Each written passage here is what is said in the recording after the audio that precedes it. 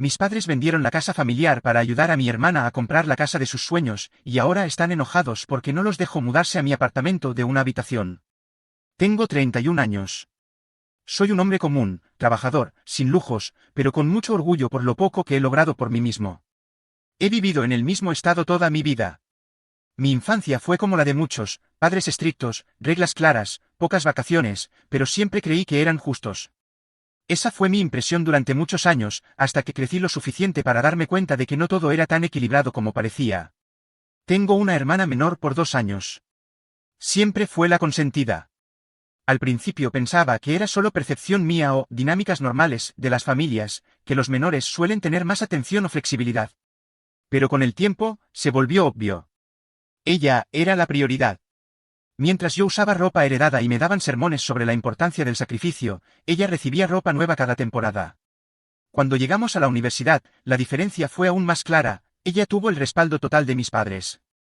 Le pagaron la carrera completa con sus ahorros. Yo, en cambio, tuve que depender de becas y trabajos de medio tiempo para sobrevivir. Nunca me quejé. Solo seguí adelante. Me gradué, conseguí un empleo modesto como analista de datos en una pequeña empresa tecnológica, alquilé un departamento pequeño en la ciudad y traté de hacer mi camino. No es un lugar lujoso, es un departamento de una sola habitación, pero es mío, lo pago con mi esfuerzo y me da paz. Mi vida era tranquila.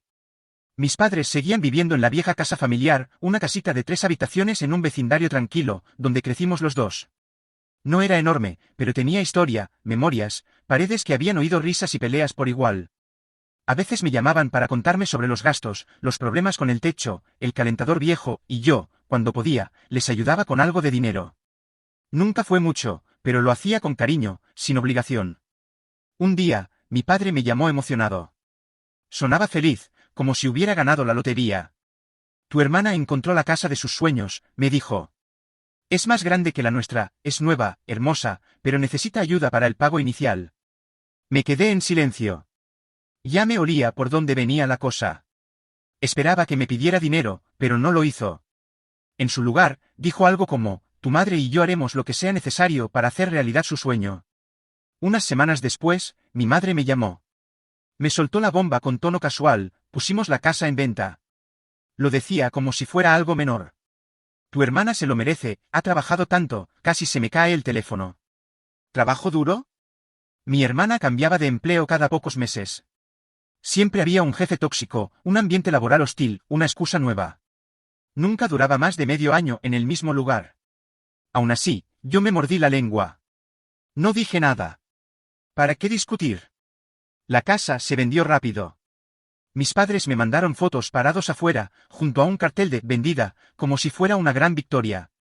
Usaron casi todo el dinero para cubrir el pago inicial de la nueva casa de mi hermana. Supuse que tenían algún plan para su propia jubilación, quizás mudarse a un condominio pequeño o a una comunidad de adultos mayores. Pero 2 semanas después, mi madre me llamó con urgencia. Sonaba nerviosa. No tenemos a dónde ir, me dijo de golpe. Me dejó en shock. Resulta que habían planeado quedarse temporalmente en la casa de mi hermana mientras buscaban algo más, pero mi hermana les dijo que no podían quedarse por mucho tiempo. Que necesitaba su espacio. Mi padre me lo confirmó luego, algo avergonzado. Tu hermana dejó claro que no somos bienvenidos para quedarnos a largo plazo. Dice que no quiere interrupciones. Que necesita independencia. Que fue generosa dejándonos estar unas semanas. Yo no podía creerlo. Les vendieron la casa, la ayudaron a comprarse una mansión y ahora les cerraba la puerta en la cara. Entonces mi madre me lanzó su verdadera intención. Con un suspiro largo y dramático, dijo. Queríamos preguntarte si podríamos quedarnos contigo, solo por un tiempo, hasta que encontremos algo. Ahí fue cuando me llené de frustración. ¿Conmigo? ¿En mi departamento de una habitación? ¿Después de haber vaciado sus ahorros para alguien más? No tengo espacio, y mucho menos ganas de vivir con 2 personas que, a lo largo de mi vida, me hicieron sentir como una opción secundaria. Les dije con calma que no era posible. Les expliqué que apenas me alcanza para mantenerme, que no hay espacio físico ni emocional para algo así. Mi madre se ofendió. Mi padre se quedó en silencio. Y desde entonces, las llamadas se han enfriado. No entienden por qué no fui tan generoso como tu hermana. No entienden que estoy cansado de ser el plan B. Hoy, estoy solo en mi pequeño departamento. A veces me siento culpable, sí. Pero más que nada, me siento liberado. Por primera vez, no estoy diciendo que sí por obligación. Estoy diciendo que no por amor propio. Su tono goteaba santurronería, como si tuviera la autoridad moral para juzgarme. Le respondí con calma, tratando de no dejarme llevar por la rabia acumulada. Hermana, vivo en un apartamento de una sola habitación. Literalmente no hay espacio. No puedo ni tener invitados a dormir, mucho menos a dos adultos que además tienden a imponer su voluntad. Ella bufó al otro lado de la línea. Siempre tan egoísta. ¿Qué te costaría? Son solo nuestros padres. Si tú no los recibes, ¿dónde se supone que vayan? Tuve que morderme la lengua. La ironía me golpeó tan fuerte que me dejó sin palabras por un momento. Ellos habían vendido su casa, la casa donde crecimos, donde pasamos todas las navidades, donde estaban nuestras fotos de infancia para ayudarte a ti. Y tú, la reina del favoritismo, la beneficiada absoluta de sus sacrificios, ¿ahora te lavabas las manos? ¿Y tú por qué no los acoges? Le solté, ya sin ganas de endulzar nada. Tienes una casa de 3 pisos, con jardín y habitaciones vacías. Ellos contaban con quedarse contigo un tiempo, ¿no? No puedo, respondió con fastidio. Necesito mi espacio. Estoy ajustándome a una nueva rutina, sabes que eso me estresa. Además, la casa todavía necesita reparaciones, y no me gusta la idea de tener gente mayor viviendo conmigo. No me dejan en paz. Exactamente, le dije. Ahora entiende por qué yo tampoco puedo. Solo que en mi caso, ni siquiera tengo espacio físico. Tú tienes habitaciones. Yo tengo una cama y un sofá incómodo que apenas uso. Ella se quedó callada por un instante. Luego vino con el típico remate pasivo-agresivo. Bueno, no me sorprende. Siempre has sido distante. Algún día te arrepentirás de no haber estado ahí para ellos. Colgué sin decir más. Me temblaban las manos de la mezcla de rabia, tristeza y desilusión. Sentí como si cada palabra de mi hermana fuera una repetición de la narrativa familiar, que yo era el frío, el egoísta, el ingrato. Nunca importaban mis razones, nunca importaba mi perspectiva. Mi papel siempre había sido el de callar, cumplir, y no incomodar. Durante la semana siguiente, las cosas escalaron. Mi madre comenzó a escribir mensajes largos en Facebook, disfrazados de publicaciones inocentes pero claramente dirigidas a mí. Es triste cuando los hijos que criaste con amor te cierran la puerta en la cara cuando más los necesitas, decía uno. En otro, compartió una imagen de 2 ancianos bajo la lluvia con la frase, a veces, el enemigo no viene de fuera, sino de tu propia sangre. La gente comenzó a comentar, algunos con corazones y palabras de apoyo, otros preguntando con curiosidad qué estaba pasando. Yo no respondí. No tenía interés en lavar la ropa sucia en público, pero el daño ya estaba hecho. Comenzaron a llegarme mensajes de familiares lejanos, tías, primos que apenas veo, todos diciéndome que debía ser más comprensivo, que mis padres lo habían dado todo por mí. Nadie mencionaba la venta de la casa. Nadie mencionaba que habían dejado a 2 adultos mayores sin techo por comprarle una mansión a una mujer de 30 años que no logra mantener un trabajo por más de 6 meses. Un día, fui a visitar a un viejo amigo. Le conté todo, y me miró serio, sin juzgarme. ¿Tú sabías que ellos hicieron lo mismo con mi hermano? Me dijo. Vendieron la casa de mis abuelos para ayudarlo a abrir un restaurante. Cuando quebró, vinieron a vivir conmigo. Y fue un infierno. Nunca se iban, nunca respetaban mis horarios, mi espacio, mis decisiones. Terminé enfermándome. Tardé años en recuperarme emocionalmente. Ahí supe con certeza que había hecho lo correcto. No se trataba de falta de compasión. Se trataba de poner límites sanos. De entender que, por más que alguien sea tu padre o tu madre, no tiene derecho a vivir en tu casa si eso implica sacrificar tu bienestar mental, emocional y físico. Después de semanas de silencio, recibí un último mensaje de mi madre. No pedía nada. Solo decía. Lamentamos cómo resultaron las cosas. Tu hermana nos está ayudando por ahora. Que tengas una buena vida, hijo. No respondí.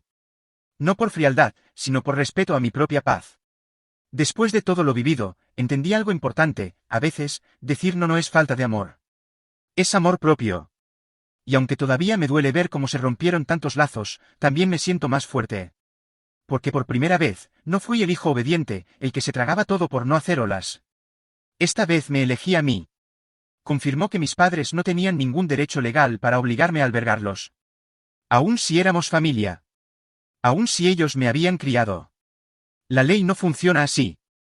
Y más aún en mi caso, donde ni siquiera hay espacio físico para ellos, y su situación fue completamente autoinfligida. Eso me trajo algo de alivio, pero también tristeza. Nunca imaginé llegar a este punto con mis propios padres. Los días siguientes fueron silenciosos, pero no de paz. Fue ese silencio incómodo, lleno de tensión acumulada. Sabía que en cualquier momento algo más podía pasar. Y pasó. El jueves por la mañana, desperté con más de 20 mensajes nuevos. Mi madre había publicado un largo texto en redes sociales, contando su versión de la historia. Según ella, habían sido abandonados por su hijo ingrato, que se negaba a darles un techo aun teniendo una vivienda cómoda y segura, y que los había dejado en la calle mientras su hermana, que ya hacía suficiente, no podía hacerse cargo de ellos por temas de salud mental. Todo muy melodramático, muy manipulado, muy lejos de la realidad. Muchos conocidos y familiares reaccionaron con tristeza, sin conocer el contexto. Algunos incluso me escribieron mensajes privados llenos de reproches. Otros solo me enviaron signos de interrogación o capturas de pantalla, esperando que yo explicara mi parte. Me sentí expuesto, traicionado y muy cansado. Pero esta vez no caí en la trampa. No respondí públicamente. No me defendí en redes. Solo envié un mensaje privado a mi madre y le pedí que bajara la publicación. Le dije, con respeto, que si no lo hacía, yo consideraría publicar pruebas de cómo fue en realidad, fotos del cartel vendida frente a la casa familiar, mensajes donde ellos mismos decían que ayudarían a mi hermana, cueste lo que cueste, capturas de sus intentos de entrar por la fuerza a mi edificio y las amenazas de acciones legales infundadas. Ella no contestó. Pero al día siguiente, el post desapareció. A partir de ahí, comenzó una especie de tregua silenciosa. No porque las cosas se resolvieran, sino porque yo dejé de dar espacio a más drama. Cambié mi número. Bloqueé a quienes me acosaban. Hablé con el administrador de mi edificio y dejé una advertencia en la recepción: si alguien con sus nombres o fotos intentaba ingresar, debían ser detenidos. Y finalmente, comencé a respirar. Hubo días en que me pregunté si estaba siendo demasiado duro.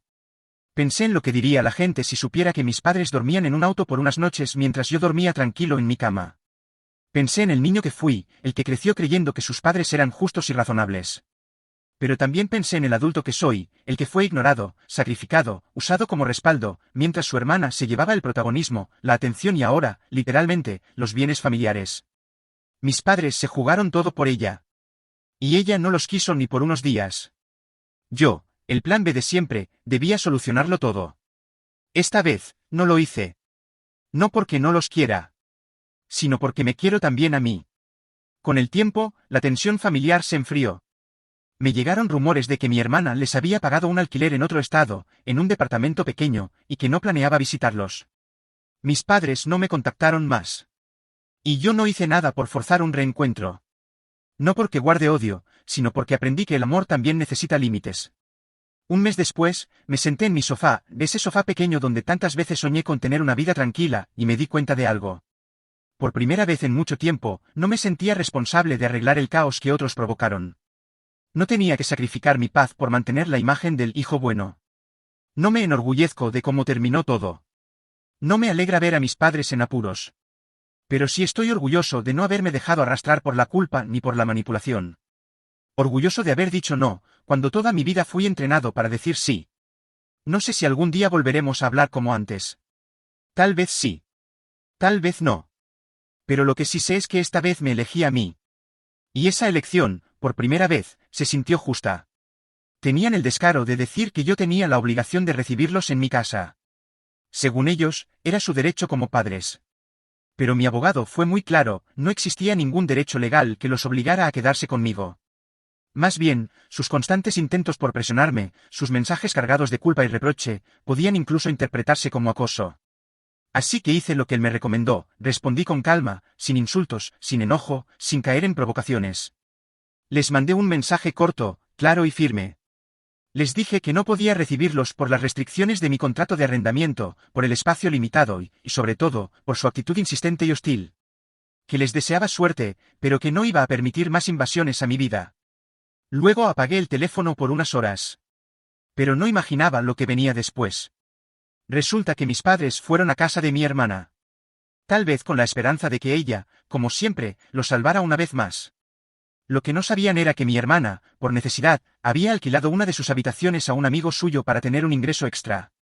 Mi hermana tampoco estaba dispuesta a recibirlos, no por falta de cariño, sino porque ya no había lugar, y porque, por primera vez, estaba empezando a poner límites también. La discusión fue tan fuerte que los vecinos llamaron a la policía. Mi padre, fuera de sí, comenzó a gritarle al inquilino, como si él tuviera la culpa de todo. Cuando llegó la policía, les dijeron que tenían que irse. Que no podían quedarse allí ni seguir causando disturbios. Mis padres terminaron en la acera, con las maletas al lado, humillados. Por primera vez, enfrentaban las consecuencias de su comportamiento. Esa noche, mi hermana me mandó un mensaje lleno de rabia. Todo esto es tu culpa. Si los hubieras acogido, no me habrían acosado a mí. Lo leí varias veces. Al principio me dolió. Pero luego sentí una extraña calma.